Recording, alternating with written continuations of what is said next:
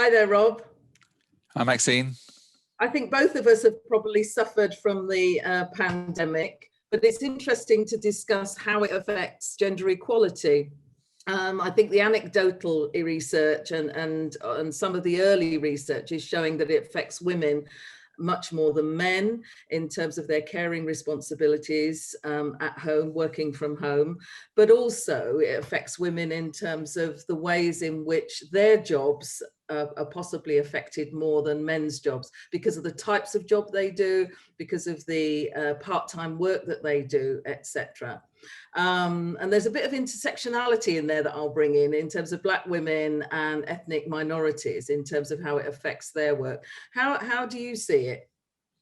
Well, no, I've definitely seen that there has been an impact, an adverse impact, if you like, on women. And one of the things I was reflecting on the fact was, for example, in the UK, gender pay gap reporting was suspended for 2019, 2020, and suddenly there's a message potentially given there that gender pay gap reporting isn't so important, and yet we know obviously that the women are still paid less and get less in bonus than men. So that's something that's got to be addressed, particularly when you see the Herculean efforts that women have put in during the course of the pandemic, balancing work and home commitments. Yeah, absolutely.